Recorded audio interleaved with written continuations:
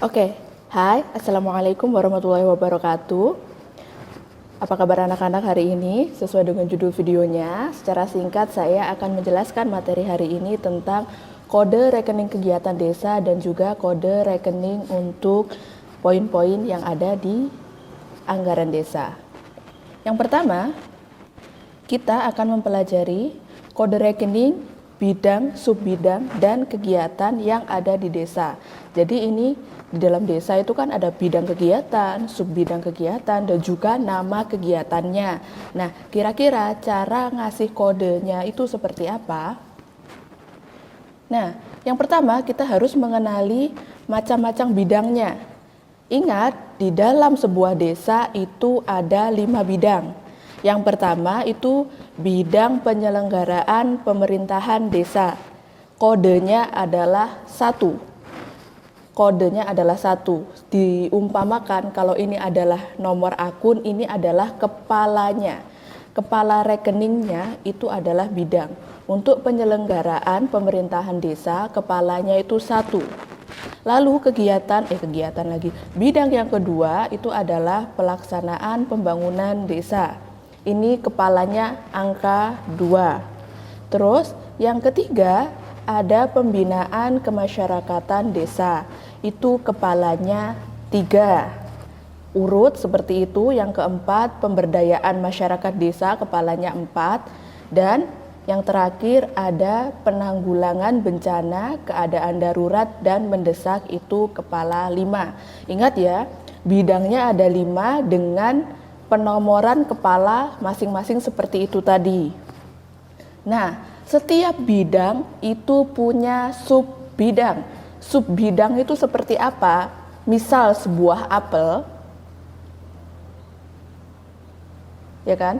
Misal sebuah apel itu memiliki beberapa jenis apel. Seumpama kalian tulis apel. Apel itu ada apel Malang, apel Fuji, apel merah, apel apa. Nah itu, setiap bidang itu punya subbidang atau jenis masing-masing. Nah, untuk subbidangnya itu tidak akan saya sebutkan, bisa kalian cari tahu sendiri nanti di ringkasan kayak gitu. Nah, untuk penyusunan kodenya sendiri itu seperti ini. Jadi nanti ada 4 nomor. Yang pertama ini di sini yang paling awal itu adalah kode bidang. Tadi ada kepala 1, kepala 2, kepala 3, kepala 4, kepala 5 kayak gitu. Berarti seumpama sebuah kegiatan diawali dengan kode 1, berarti dia adalah bidang penyelenggaraan pemerintahan desa kayak gitu. Nah, yang kedua itu subbidangnya. Setiap bidang itu memiliki subbidangnya masing-masing. Jadi mungkin ada satu bidang yang memiliki subbidang hanya 2, atau mungkin ada sebuah subbidang itu sebuah bidang itu memiliki subbidang sampai 10. Jadi itu tergantung bidangnya. Nah, barulah setiap subbidang itu punya kegiatan masing-masing. Nah, kegiatannya itu dikode mulai angka 01. Kayak gitu, 01, 02, 03, dan seterusnya. Nah, khusus untuk kegiatan yang dimandatkan oleh bupati atau wali kota langsung, jadi bukan kegiatan yang murni dari desa, usulan desa, tetapi emang disuruh sama bupati, itu kodenya dimulai dengan angka 9, 91, 92, dan seterusnya. Kalau kegiatannya asli dari desa itu 0, 01, 02, 03, dan seterusnya. Nah, selanjutnya contohnya seperti ini. Lihat. Itu kepala bidangnya adalah 3. Berarti 3 adalah untuk jenis pembinaan kemasyarakatan desa. Sesuai dengan kepalanya 3, ingat tadi bidang di kegiatan desa itu ada 5, ya kan? Nah, jika dilihat di contoh yang kelihatan ini aja ya. Bidang pembinaan kemasyarakatan desa memiliki 2 subbidang. Yang pertama adalah subbidang ketentraman, ketertiban umum, dan perlindungan masyarakat yang diberi kode 1, ya kan? Kode 1 itu untuk subbidang ketentraman, ketertiban umum, dan perlindungan masyarakat. Terus yang kedua, ya kan? Tadi kan ada 2 subbidang. Sub yang kedua yang tampak di dalam contoh itu adalah sub bidang kebudayaan dan keagamaan. Jadi bidang kemasyarakatan desa yang berkode kepala 3 memiliki 2 subbidang. Subbidang ketentraman dan subbidang kebudayaan. Subbidang ketentraman diberi kode 1 dan subbidang kebudayaan diberi kode 2. Nah, setiap subbidang itu memiliki kegiatan masing-masing. Untuk subbidang ketentraman dia memiliki 7 kegiatan. Makanya di situ penomorannya dari mulai 01 sampai 07. Lalu ada kegiatan lain-lain. Nah, 90 sampai 99 itu lain-lain kegiatan subbidang, itu penamaannya itu bukan nama ya. Untuk 90 sama 99 ini kan hanya contoh. Lain-lain kegiatan subbidang itu nanti namanya, nama kegiatannya bisa diganti sesuai dengan perintahnya bupati. Jadi bukan ditulis lain-lain ya, tapi kan ini hanya contoh, jadi nggak ada kegiatan dari bupati, jadi saya tulis lain-lain. Tetapi nanti kalau ada kegiatan dari bupati itu nomor 90 sampai 99 itu kan hanya perkiraan.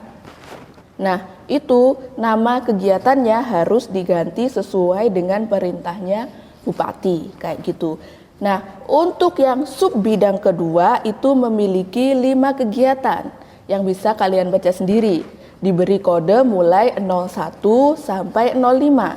Sama seperti yang di atas, ada kode 90 sampai 99 yang menampung lain-lain. Intinya, nama lain-lain itu harus diganti dengan nama kegiatan sesuai yang diperintahkan bupati atau wali kota. Untuk sekarang karena tidak ada, hanya cukup ditulis dengan lain-lain. Kayak gitu. Nah, kira-kira itu untuk kode bidang, subbidang, dan kegiatan untuk desa. Ingat ya, ini bukan nomor akun atau nama akun ya. Ini adalah kegiatan yang diadakan oleh pemerintahan desa. Biasanya digunakan untuk kegiatan, ya tadi kan ini kan tentang keuangan. Nah, ini kegiatan-kegiatan ini yang akan didanai oleh desa. Karena kegiatan yang didanai desa itu banyak, perlu diberi kode-kode agar nanti yang membukukan itu tidak bingung seperti itu. Nah, cara pemberian kodenya seperti itu tadi. Nah, lanjut ya ke kode rekening pendapatan dan belanja serta pembiayaan. Kemarin kan kalian sudah belajar tentang APB desa atau anggaran pendapatan dan belanja desa. Nah, di situ kalian kan ada 3 komponennya APB desa, itu adalah pendapatan, belanja, dan pembiayaan. Saya minggu kemarin juga sudah memberi kalian contoh anggarannya ya kan. Contoh APB desa itu bentuknya seperti apa. Jika kalian lihat lagi, nanti silakan dilihat lagi filenya contoh anggaran pendapatan dan belanja desa atau APB desa. Di depannya itu ada kode. Nah, caranya memberi kode itu seperti apa sih? Nah, caranya adalah seperti ini. Ini hampir sama seperti kode yang ada di nomor akun lagi. Tapi ini adalah kode untuk anggaran ya, bukan kegiatan. Ini beda lagi. Nah, dalam anggaran pendapatan desa, tadi kan ada 3 komponen. Pendapatan, belanja, dan pembiayaan. Sebentar. Nah, pendapatan itu kepala 4. Mirip kan sama akuntansi biasa. Lalu, belanja itu kepala 5. Nah, lalu ada pembiayaan itu kepala 6. Ingat ya, dalam anggaran komponennya ada 3, nah kepalanya itu ada 3 juga, 4, 5, 6. pendapatan 4, belanja 5, dan pembiayaan 6. Nah, setiap pendapatan, belanja, dan pembiayaan itu memiliki jenis masing-masing. Nah, ini. Ingat, pendapatan tadi kodenya 4. Berarti pendapatan itu ada 3. Pendapatan asli desa, transfer, dan pendapatan lain-lain. Nah, pendapatan asli desa itu jenisnya diberi kode 1. Berarti kalau pendapatan asli desa kodenya nanti 41 kayak gitu. Terus setelah itu ada macam-macam pendapatan desa yang kedua, transfer ya kan, dengan kode 2. Berarti nanti kalau ada pendapatan transfer itu kodenya adalah 42. Ingat ya, kepalanya harus ditulis. Nah, yang ketiga itu ada pendapatan lain-lain. Berarti nanti untuk pendapatan lain-lain setelah ditulis kepala 4 disertai dengan angka 3. Ya, ingat pendapatan kodenya 4, lalu ada 3 macam. Berarti nanti ada 41 untuk pendapatan asli, 42 untuk transfer, dan 43 untuk pendapatan lain-lain. Lalu belanja. Ingat belanja tadi kodenya adalah kepalanya adalah 5. Berarti di situ belanja ada 4 macam. Belanja pegawai, belanja barang dan jasa, belanja modal, dan belanja tak terduga. Ya kan? Berarti untuk belanja pegawai kodenya adalah 51. Ingat ya kepalanya dulu.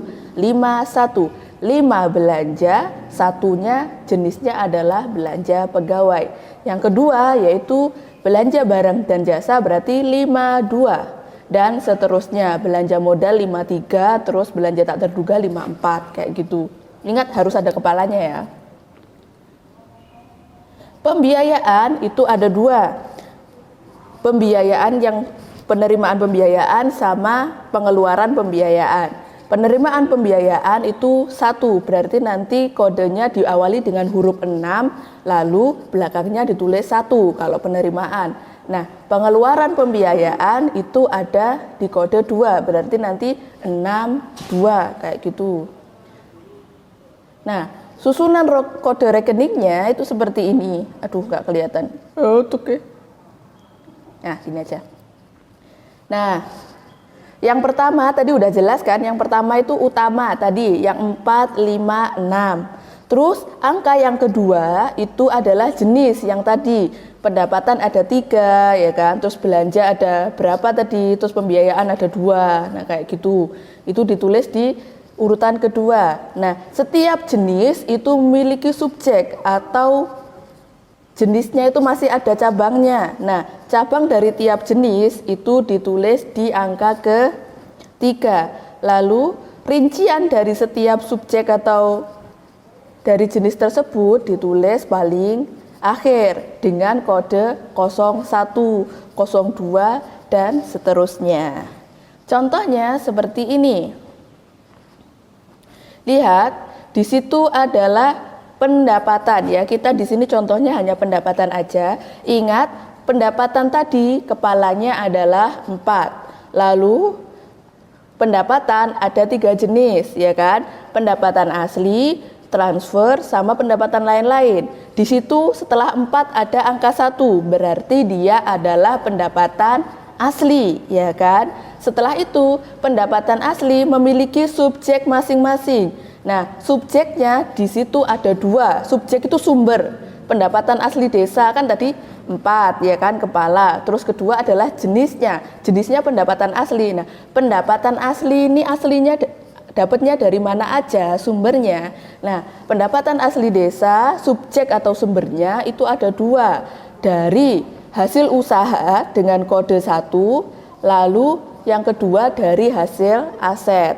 Jadi kalau diruntut, pendapatan dengan kode 4, kita di sini contohnya adalah untuk pendapatan asli dengan kode 1, di mana pendapatan asli ini memiliki 2 subjek atau 2 sumber, yaitu hasil usaha dan hasil aset. Nah, setiap hasil usaha dan hasil aset ini memiliki poin masing-masing.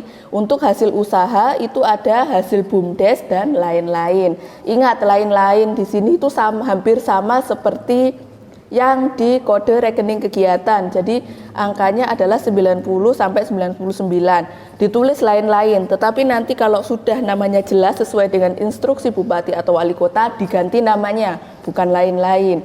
Nah, untuk hasil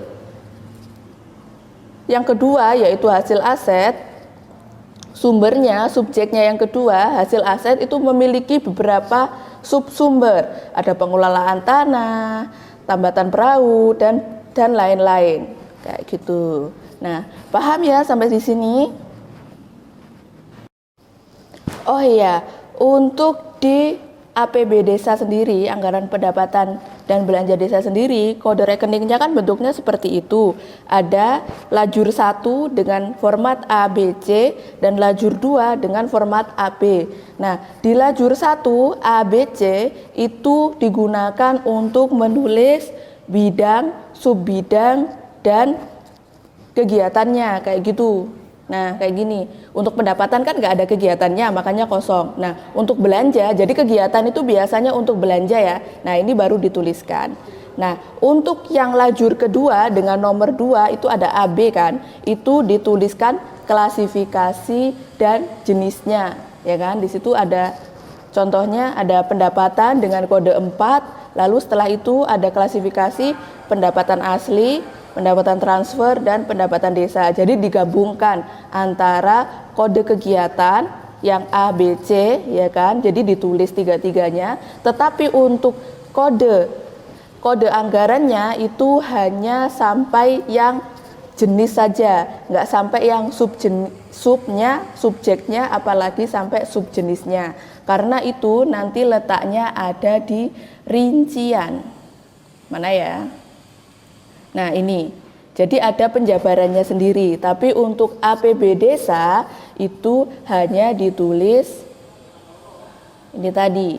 Untuk bagian rekeningnya itu hanya ditulis, yang bagian 2 itu hanya ditulis klasifikasi dan jenisnya aja.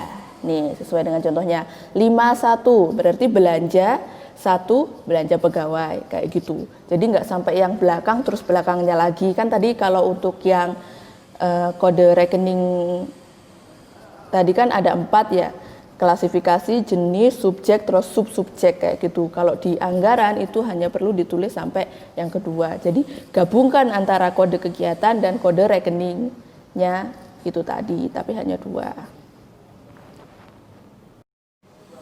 Nah, saya kira itu aja ya videonya kali ini biar nggak panjang-panjang. Kalau masih ada yang ditanyakan silahkan bertanya kepada saya seperti biasa. Silahkan dikerjakan tugasnya.